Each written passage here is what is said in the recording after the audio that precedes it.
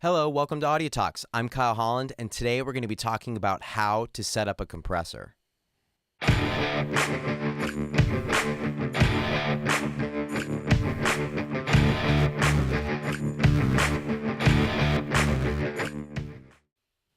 When it comes to mixing, one of the most difficult things to learn and understand is compression.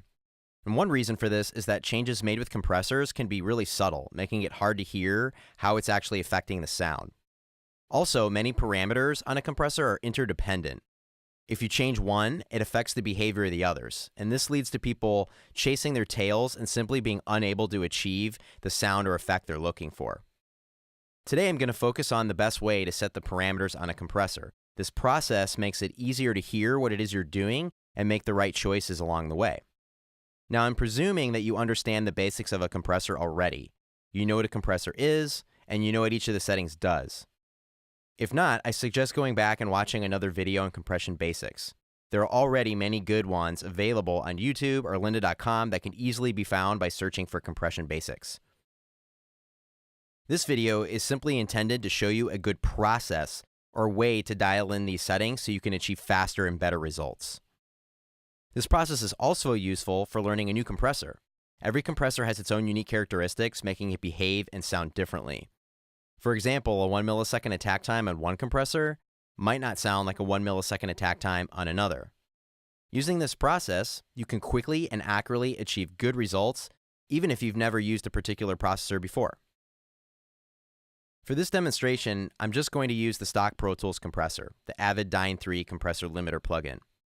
One good thing about this compressor is that it has all the parameters you might find on a typical compressor plugin. However, not every compressor includes all of these settings. Some very good and well-known compressors lack one or more of these options, including the Universal Audio 1176, the Teltronics LA2A, or the DBX 160. I'm also going to illustrate this process using a snare drum as our audio source, since the distinct envelopes of percussion instruments like snare drums make compression easier to hear. Now, the first key to this process is to start all the compressor's parameters at a setting that causes the compressor to engage and compress considerably. This way, as you adjust the settings, the changes are clearly audible. First, set the attack time to its fastest setting. The idea is we want the compressor to reduce the gain immediately after the signal crosses the threshold. This will make the compressor act much more aggressively and its effects easier to hear.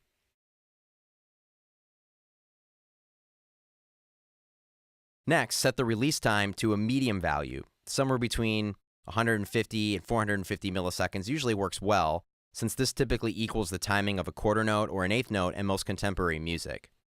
The idea is to keep the compressor from acting on our signal for far too long and recovering too slowly, while at the same time making sure it doesn't disengage so quickly that we have a hard time hearing what it is it's doing.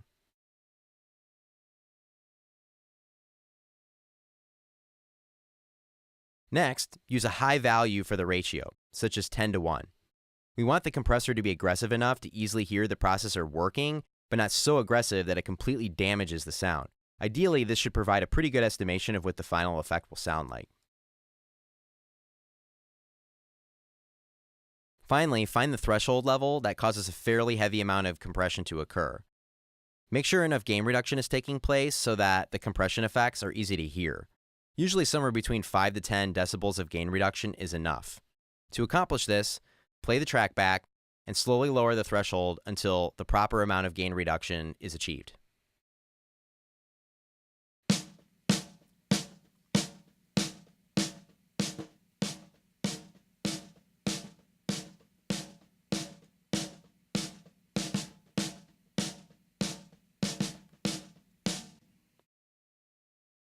Now keep in mind, these are not meant to be the final settings of our compressor. These settings would be far too aggressive and likely won't sound good in a real-world scenario. Again, the idea here is to give yourself a good starting place that makes the compressor's effects audible as you start to refine your settings. First, let's start by refining the attack time. As the music plays, increase the attack time slowly. Listen to the initial transient or onset of the sound. As you make the attack time slower, more of the initial transient attack passes through the compressor unaltered, retaining more of its peaks. Keep slowing the attack time until the desired amount of transient attack has been returned to the sound of the instrument. Slower attack times will give the instrument more punch and move it forward in the mix. Faster attack times will control the dynamics better, but might take away some of the punch and move the instrument back in the mix.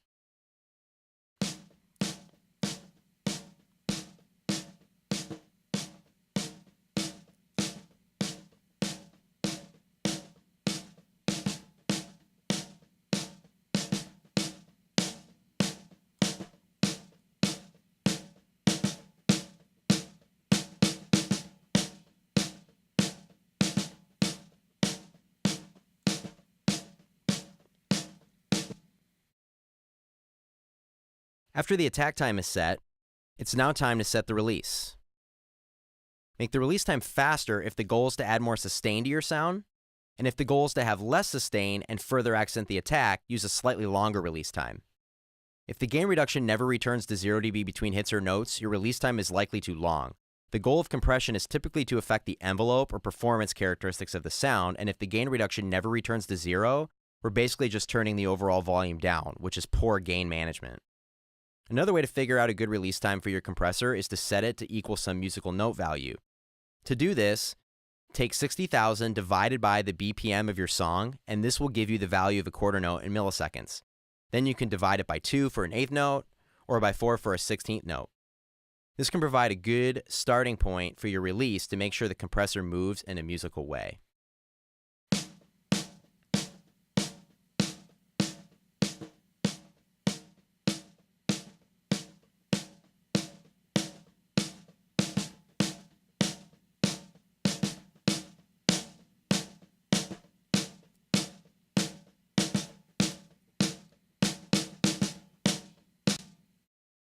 Ultimately, for this snare track, I prefer a faster release time of about 60 milliseconds. Since the snare drum is a short sound that is over quickly, my goal is to increase some of the sustain or the tail of the sound by having the compressor recover quickly, bringing up the quieter resonance of the instrument as it fades out. Now that the time constants are set, you should be fairly close to achieving the final sound you're looking for. However, we still need to set the ratio and threshold. Start with the ratio. The goal is to find the lowest value that still provides sufficient control, either to reduce the source's dynamic range or reshape the envelope and tone of the sound. As a reminder, the ratio tells us that for every X number of dBs over the threshold, X being the left side of the ratio, the result will be 1 dB after compression.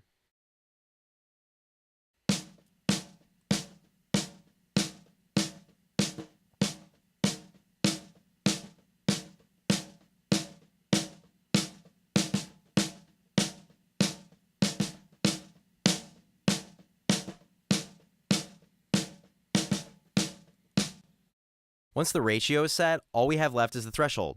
Raise or lower the threshold until the compressor only turns down the loudest parts of the signal while leaving the quieter parts alone. This varies depending on the dynamic range of the source. For this snare drum, around 5 to 6 dBs of gain reduction helps tighten up the dynamic range of this drummer's performance.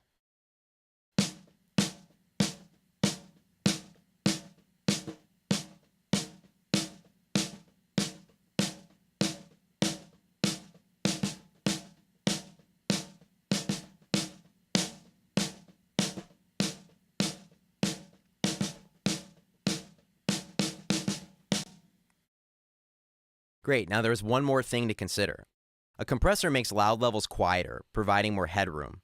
To compensate for the signal being turned down and to take advantage of this added headroom, adjust the output level, also called makeup gain. By turning up the output level, you can return the loudest parts of the signal to their original volume before they were compressed, but now the quiet parts will be louder. By using the makeup gain, you can effectively keep the loudest parts where they were previously while making the quieter parts louder, reducing the dynamic range and increasing the perceived loudness of the track. A good starting place for the makeup gain is to set it to equal the maximum amount of gain reduction that occurs, in this case about 6 dBs. After you've done that, you can compare the original signal with the compressed version to make sure the volume is roughly the same. If not, you may need to adjust the makeup gain accordingly until it does. Be aware that compressors increase perceived loudness, so the compressed signal may still sound just a little bit louder than it does without. That's okay, the goal is to keep the two signals just close in volume so that our ears aren't tricked into simply liking whichever signal is louder.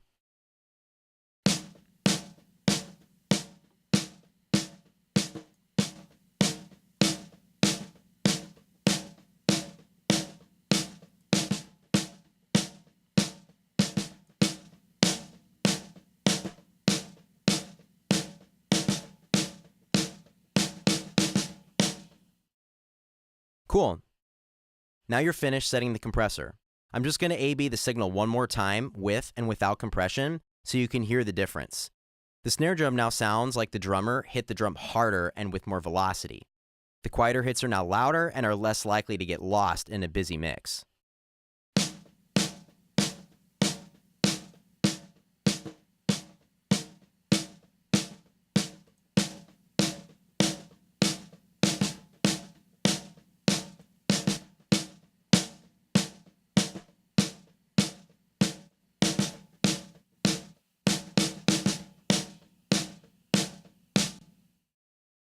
Hopefully this helps you better understand compression and gives you a way to achieve faster and more desirable results when using a compressor. Thanks for watching Audio Talks, and I'll see you next time.